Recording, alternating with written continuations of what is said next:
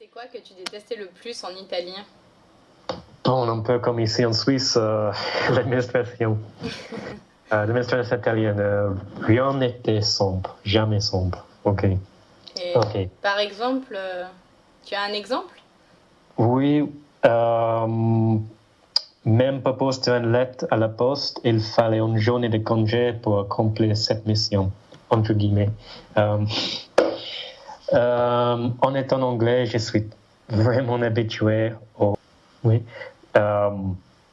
Normalement, pour l'autobus, on attend dans la queue. Faire la file d'attente. Oui, exactement. On fait la file d'attente, mais en Italie, ça n'existe pas. Les Italiens n'ont pas cette habitude. C'est un peu chacun pour soi. Je me souviens d'une fois, au moment de payer les impôts, juste avant de partir de l'Italie en 2015, je me suis rendu à la banque où j'ai passé bien 3 heures et seulement 3 petites heures avant de découvrir que mon compte n'était pas habilité à faire ce type de paiement. Évidemment, j'étais très fâché parce que j'avais perdu de temps.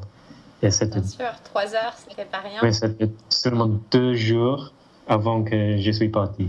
Donc, oui, j'ai perdu de temps. Mais c'est pas fini. Il y a une suite. Oui, pas fini, mais oui, j'étais un entracte, on peut dire. Le dirigeant ensuite m'a envoyé donc à la poste pour effectuer le paiement, où j'ai passé 1 heure à attendre. Quand enfin j'arrive au guichet et que je demande de payer, l'administrateur me répond en italien, évidemment. Ma che cazzo fai a venire in banca a pagare l'imposte? Che devo fare io? Mica siamo una banca. Maintenant, tu le demandes, se demande pourquoi l'évasion fiscale est très répandue en Italie. Mais voilà la réponse. Oui. Je vais quand même traduire pour ceux qui ne comprendraient pas. Et... Bon, attention aux âmes sensibles, hein. S'abstenir. Mais qu'est-ce que vous foutez ici? On ne paye pas ses impôts ici, bordel. Qu'est-ce que je dois faire, moi, alors? Mais nous ne sommes pas une banque, nous. Voilà. Donc, ça n'a pas résolu ton problème. Pardon, j'étais entendu. Je disais, du coup, ça n'a pas résolu ton problème de paiement, finalement. Oui, mais j'ai pu régler le problème enfin, mais ce qui m'a donné, c'était l'attitude de cet homme qui m'a crié dessus. Non, ça, je ne le supporte pas. J'aurais pas supporté moi non plus, je te rassure. Et maintenant, du coup, tu vis en Suisse et qu'est-ce qui te manque le plus?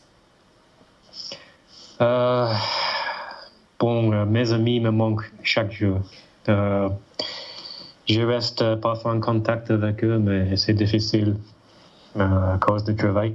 Mais je tiens toujours énormément à eux et je pense souvent à eux, d'autant plus que nous passions de super week-ends ensemble. Bien évidemment, je n'oublie pas les quelques soirées bien arrosées en raison de bons vents régionaux que le bar nous conseillait.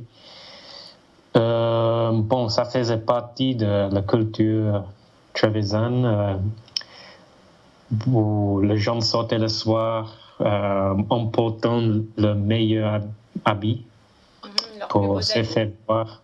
Mais vêtements, oui. Et dans quel but? Pour se montrer et se faire admirer par les autres, surtout. Oui, c'est très italien. Mais je l'apprécie beaucoup, là. C'est le pays de la mode, non? Donc, c'est un côté classe aussi. Enfin, c'est pas seulement... certaines personnes le font vraiment pour être admirées, mais il y a aussi ce côté de la mode et de bien s'habiller, pas seulement pour, comme on dit, frimer. Il y a l'idée oui, en 5 ans de résidence en Italie, j'ai jamais vu une personne mal habillée. Jamais. C'était toujours très propre, très beau.